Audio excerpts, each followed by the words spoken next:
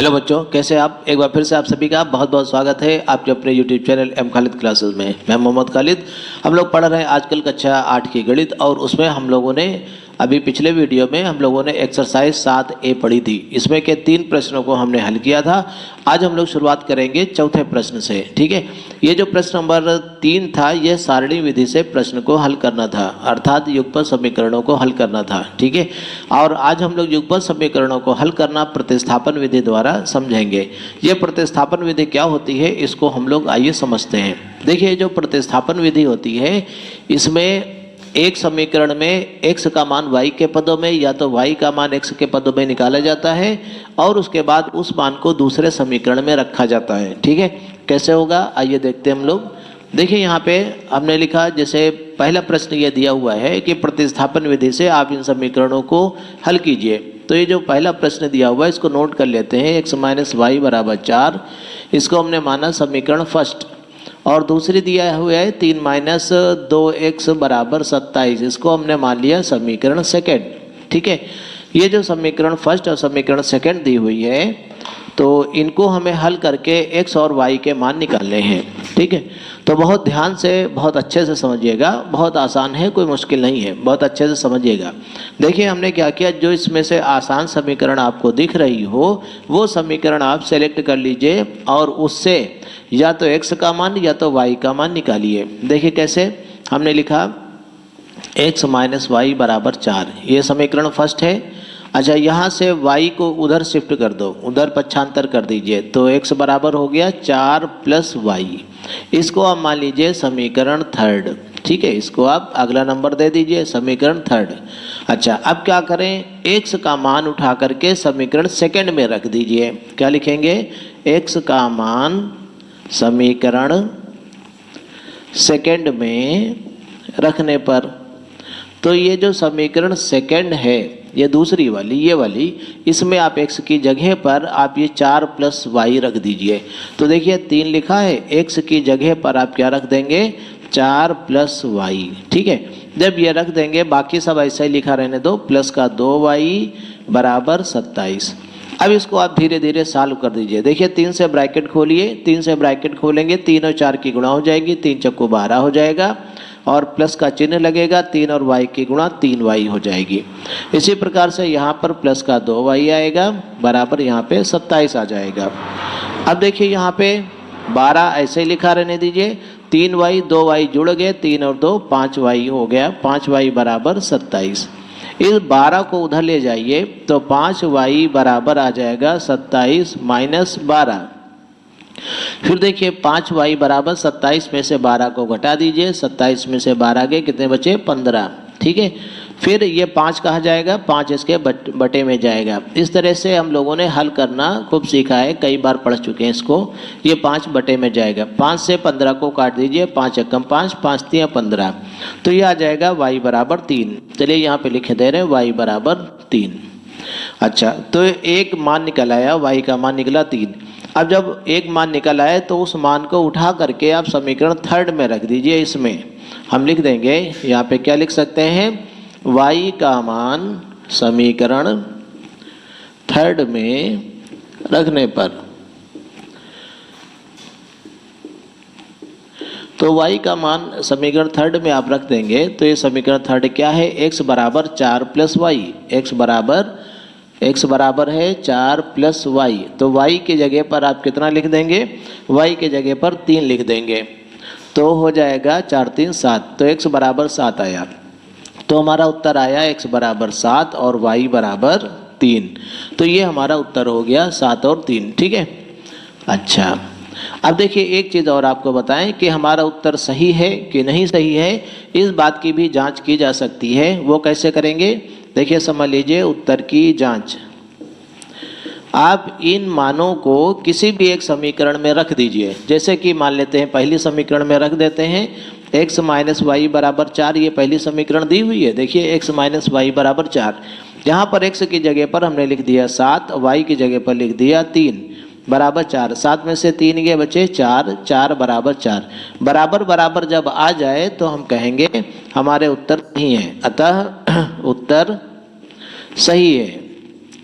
अगर बराबर बराबर दोनों तरफ नहीं आता है तो इसका मतलब हमारा उत्तर गलत होगा। ठीक है, इस प्रकार से हम लोगों ने ये फर्स्ट पार्ट इसका कंप्लीट किया। जो इसका सेकंड पार्ट दिया हुआ है वो देखते हैं। इसमें दो समीकरणें दी है, एक दी है x माइनस वाई बराबर -6 और दूसरी दी हुई है x प्लस वाई बराबर -18।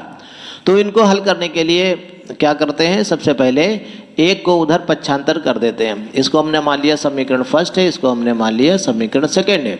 कोई भी एक समीकरण नोट कर लेते हैं। चलिए हमने फर्स्ट वाली नोट कर लिया, x माइनस वाई बराबर -6। अब इस माइनस का y उधर ले जाओ, तो जब माइनस का y उधर हो जाएगा तो माइनस का 6 पहले से है और प्लस का y ऐसे आ जाएगा। आप ऐसे भी लिख सकते हैं, या तो y इधर कर दो -6 उधर कर दो, ऐसे भी कर सकते हो, कोई ज़रूरत नहीं, ऐसे ही रहने दो। ये समीकरण हो गया थर्ड। अब हमने क्या किया, x का मान किस में रख दें, अभी जैसे पिछले प्रश्न में किया था समीकरण सेकंड में रख दें। फर्स्ट से हमने ये निकाला है इसलिए सेकंड में रखना पड़ेगा, उसी में मत रख देना, गलत हो जाएगा। x का मान किस में रखेंगे, समीकरण सेकंड में। x का मान समीकरण किस में रख दें, सेकंड में रखने पर।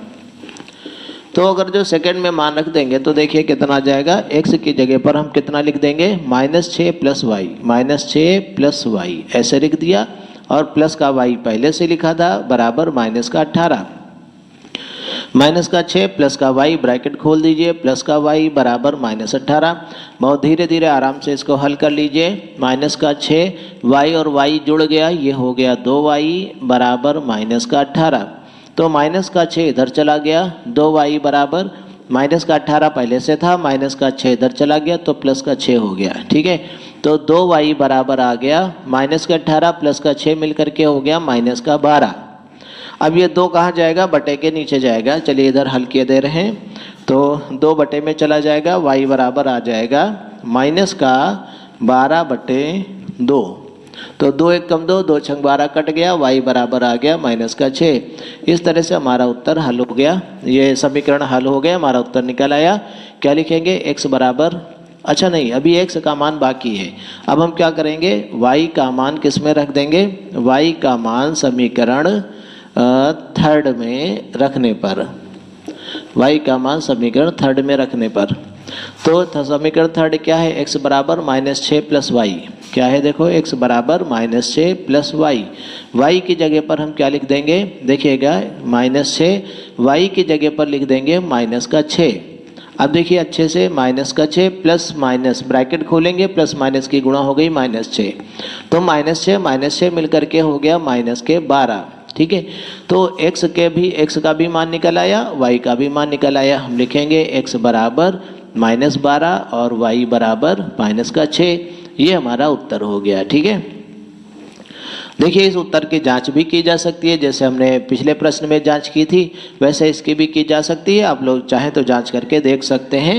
ठीक, आइए देखते हैं प्रश्न में दिया हुआ थर्ड पार्ट। ये थर्ड पार्ट कह रहा है 3x प्लस 2y बराबर 0, ये पहली समीकरण है, इसको फर्स्ट हमने मान लिया। 2x प्लस वाई बराबर -1, ये दूसरी समीकरण है, इसको हमने सेकंड मान लिया। ठीक है, अब देखिए पहली समीकरण को हम लिखते हैं 3x प्लस 2y बराबर 0। तो यहाँ से 3x को उधर पक्षांतर कर दीजिए, या तो आप 2y को भी उधर पक्षांतर कर सकते हैं, किसी एक को पक्षांतर कर दीजिए। तो हमने लिखा 3x बराबर 2y को उधर पक्षांतर कर दिया माइनस का 2y। उसके बाद ये 3 कहाँ जाएगा, बटे में चला जाएगा, माइनस का 2y बटे 3। इसको हमने मान लिया समीकरण थर्ड। ठीक है, अब देखिए x का मान हम समीकरण सेकंड में रखेंगे। देखो यहाँ से ये मान उठा करके समीकरण सेकंड में रखा जाता है, अर्थात प्रतिस्थापित किया जाता है, तभी इस विधि का नाम है प्रतिस्थापन विधि। ठीक है, हम क्या लिखेंगे, x का मान समीकरण सेकंड में प्रतिस्थापित करने पर या रखने पर। ठीक है, चलिए एक बार प्रतिस्थापित करने पर लिखे दे रहे हैं, वरना आप लिख सकते हैं रखने पर, प्रतिस्थापित करने पर। अच्छा, इसी की वजह से इसका नाम प्रतिस्थापन विधि है। ठीक है, अच्छा समझ गए, बाकी कोई नाम में कोई लेना देना नहीं है, आप इसको हल कर लीजिए, बस यही बहुत है, प्रतिस्थापित करने पर। तो यहाँ पे क्या लिखा, 2, और x की जगह पर क्या लिखेंगे, ये वाला मान पूरा, माइनस का 2y बटे 3। ठीक है, प्लस y बराबर माइनस का 1। तो 2 से ब्रैकेट खोलिए, तो माइनस का 2 दूनी 4y बटे का 3 प्लस का y बराबर -1। देखिए इसको हल करने का बढ़िया तरीका ये है, तो 3 और y की कैंची गुणा कर दो, प्लस का 3y यहाँ पे हो जाएगा, यहाँ पे माइनस का 4y पहले से है, तो देखिए डायरेक्ट इसको हल कर सकते हैं, माइनस का 4y और प्लस का 3y। ठीक है, कैसे किया हमने, 3 और y की कैंची गुणा कर दी 3y, तो ये प्लस का 3y और माइनस का 4y पहले से लिखा था, और बटे में जो हर है उसका 3 है, तो बटे में ये 3 लिख दिया, बराबर माइनस का 1। तो माइनस का 4y प्लस का 3y कितना बच गया, ये बचा माइनस का 1y बटे 3 बराबर माइनस का 1, माइनस माइनस कैंसिल हो गया, ये y बराबर आ गया 3 एकम 3। तो y का मान निकल आया। अब y का मान उठा करके हम समीकरण थर्ड में रख देंगे। ठीक है, y का मान किस में रखने पर, y का मान समीकरण थर्ड में रखने पर, तो y का मान समीकरण थर्ड में अगर जो रख देंगे तो देखिए कितना आ जाएगा, x का मान निकल आएगा, x बराबर -2 और y की जगह लिख देंगे 3 बटे का 3, तो माइनस का 6 बटे 3, 3 एकम 3, 3 दूने 6 कट गया, तो x बराबर आ गया माइनस का 2। तो हमारा उत्तर निकल आया x बराबर -2 और y बराबर कितना है 3। ये हमारा उत्तर हो गया। आप चाहें तो उत्तर की जांच भी कर सकते हैं। ठीक है, आइए देखते हैं चौथा प्रश्न। ये जो चौथा प्रश्न है ये क्या है, देखिए थोड़ा सा बड़ा समीकरण लग रहा है देखने में, लेकिन कोई अच्छी दिक्कत नहीं, जिस तरह से अभी पिछले प्रश्न हल किए वैसे ही इसको भी हल कर लेंगे। इसको माना हमने समीकरण फर्स्ट, इसको मान लिया समीकरण सेकेंड। तो देखते हैं इसको, 2x माइनस 5y माइनस 16 बराबर 0 ऐसे लिखा है। पहले हमने -16 को इधर कर लिया, तो 2x माइनस 5y बराबर माइनस का 16 इधर चला गया, तो कैसा हो गया, प्लस का 16 ऐसे लिख दिया। अब इस -5y को भी इधर पक्षांतर कर दीजिए, तो हमने लिखा 2x बराबर 16, माइनस का 5y इधर चला गया, तो प्लस का 5y ऐसे हो गया। ठीक है, आप डायरेक्ट भी कर सकते हैं, ये स्टेप छोड़ करके सीधे सीधे दोनों को भी पक्षांतर कर सकते हैं। इसको चाहे जैसे हल करिए, कोई दिक्कत नहीं। x बराबर इस 2 को बटे में ले जाइए, 16 प्लस 5y बटे का 2, ये आ गया समीकरण थर्ड। ठीक है, अब हम क्या करेंगे, x का मान उठा करके हम समीकरण सेकंड में रख देंगे। ठीक है, क्या लिखेंगे, x का मान किस में रख दें, समीकरण सेकंड में रखने पर। तो ये जो समीकरण सेकंड है उसमें आप का मान रख दीजिए। तो समीकरण सेकंड क्या है, देखो 3x प्लस 4y ऐसे लिखा है। तो देखिए यहाँ पे ध्यान दीजिए, 3 और x की जगह पर क्या लिख देंगे, x की जगह पर लिख देंगे 16 प्लस 5y बटे 2, 16 प्लस 5y बटे का 2। ठीक है, ये x की जगह पर रख दिया, प्लस 4y माइनस 1 प्लस का 4y माइनस का 1 बराबर 0 ऐसे लिखा हुआ है। तो अब 3 से गुणा कर दीजिए, इसको 3 से गुणा कर दीजिए, तो 3 से आप गुणा करेंगे कितना आ जाएगा, देखिए 16 3 48 प्लस 5 3 15y और बटे का 2 प्लस का 4y, इस -1 को उधर पक्षांतर कर दीजिए, तो इधर चला गया, प्लस का 1 हो गया। अब देखिए इसको आप हल करिए, इसको हल करिए तो कितना हो जाएगा, जैसा अभी हल किया था, बटे में देखिए 2 लिखना पड़ेगा, और जो ये लिखा है ऐसे लिख दीजिए 48 प्लस 15y, 48 प्लस 15y, और ये हो जाएगा 2 चक्कू 8y प्लस का 8y बराबर 1। ठीक है, अब देखिएगा 48 हमने ऐसे लिखा रहने दिया, 15y और 8y कितना हो गया, 15 8 23y बटे का 2 बराबर 1। 2 से इधर कैंची गुणा कर दीजिए, 2 एकम 2 हो जाएगा, 48 प्लस 23y बराबर 2 एकम 2। 48 को उधर पक्षांतर कर दीजिए, तो ये आ गया 23y बराबर 2 माइनस 48, तो 23y बराबर 2 में से 48 गए, माइनस के 46 बचे, तो y बराबर आ जाएगा माइनस का 46 बटे 23, 23 एकम 23, 23 दूना 46 कट गया, y बराबर आ गया माइनस का 2। अब y का मान उठा करके हम समीकरण थर्ड में रख देंगे। ठीक है, देखिए जगह कम है, यहाँ पे लिखे दे रहे हैं, y का मान किस में रख दिया, y का मान समीकरण थर्ड में रखने पर।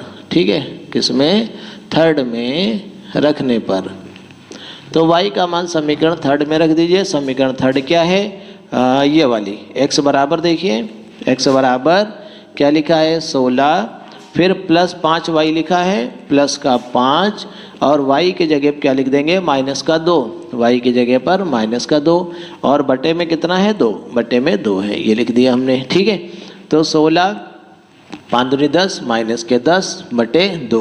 16 में से 10 गए कितने बचे, 6 बटे 2, 2 कम 2, 2 3 6 कट गया, तो x बराबर आया 3। तो x बराबर 3 आ गया और y बराबर कितना आ गया, माइनस का 2।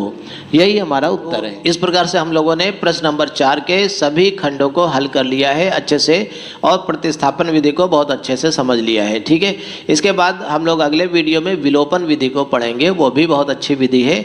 जिस तरह से प्रतिस्थापन विधि से आसानी से मान निकल आता है, उसी तरह से विलोपन विधि, जहां पर हमको दोनों विधियों को बहुत अच्छे से समझ लेना है, जहां पर जैसी ज़रूरत होगी वैसा यूज़ करके आप समीकरणों को हल कर सकते हैं। ठीक है, समीकरण को हल करना यह बहुत ही महत्वपूर्ण है, बहुत ही इंपॉर्टेंट चीज़ है। इसको आपको ज़रूर सीखना चाहिए क्योंकि अगली कक्षाओं में इसका बहुत ज़्यादा उपयोग होता है। ठीक है, तो आज के लिए इतना ही पढ़ते हैं। बहुत जल्दी हम आपको अगला वीडियो उपलब्ध कराएंगे। मैं हमारे चैनल को देखने के लिए आपका बहुत बहुत शुक्रिया।